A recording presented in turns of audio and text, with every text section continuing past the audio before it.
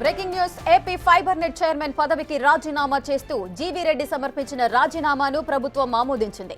Fibre net వివాదంలో CM Chandrababu దగ్గరికి నివేదిక చేరగానే జీవీ రెడ్డి రాజీనామాను ఆమోదించడంతో పాటు fibre net MD Dinesh Kumar ను బదిలీ చేస్తూ నిర్ణయం తీసుకున్నారు. జీఏడీకి రిపోర్ట్ చేయాలని దినేష్ కుమార్ ను ఆదేశించారు. ఈ రెండు చర్యల ద్వారా పార్టీలో అయినా ప్రభుత్వంలో అయినా క్రమశిక్షణకే ప్రాధాన్యమని చంద్రబాబు సంకేతాలిచ్చినట్లయింది.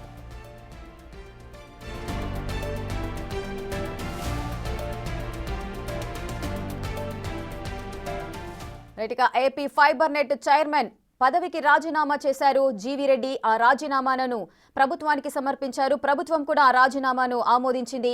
ఇక ఫైబర్ నెట్ వివాదంలో ఈ వివాదంపైనే కూడా సీఎం చంద్రబాబు దగ్గరికి నివేదిక చేరింది. ఆలోపే జీవీ రెడ్డి రాజీనామాను కూడా ఆమోదించడం జరిగింది. అదేవిధంగా fibre net MD Dinesh Kumar ను కూడా అదే సమయంలో బదిలీ చేస్తూ కూడా నిర్ణయం తీసుకున్నారు. ఇక జీఏడీకి రిపోర్ట్ చేయాలంటూ కూడా దినేష్ కుమార్ ను ఆదేశించడం జరిగింది. ఇక ఈ రెండు చర్యల ద్వారా పార్టీలో అయినా ప్రభుత్వంలో అయినా ఎల్లప్పుడూ కూడా క్రమశిక్షణకే అత్యధిక ప్రాధాన్యం ఉంటుంది అంటూ కూడా చంద్రబాబు రిప్లై ఇచ్చినట్టుగా తెలిసిపోయింది. మరింత సమాచారం మా ప్రతినిధి శివ అందిస్తారు.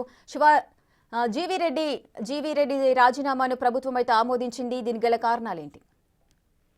మొత్తం చూస్తుంటే GV Reddy AP fibre chairman కి కొద్దిసేపు క్రితమే రాజీనామా చేశారు. రాజీనామా చేసిన తర్వాత వెంటనే దానికి ప్రభుత్వం ఆమోదం తెలుపుతూ నిర్ణయం కూడా తీసుకుంది. మరొక వైపు ఫైబర్ నెట్ వివాదంపై సీఎం వద్దకు పూర్తి స్థాయిలో నివేదిక చేరింది. దీనిపై సమగ్రమైన విచారణ చేయాలని చెప్పి ప్రభుత్వం భావిస్తుంది.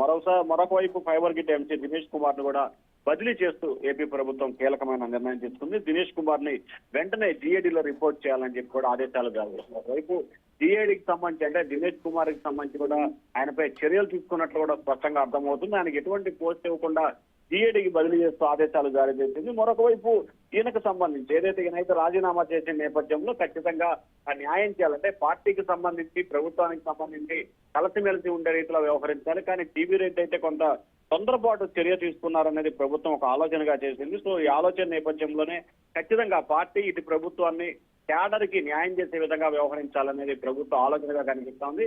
దానిలో భాగంగానే జీవీ రెడ్డి వ్యవహారంలో ప్రభుత్వం నివేదిక చేరింది.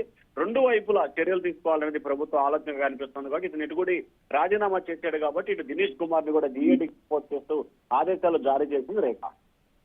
Right, thank you Shiva, thanks for the details.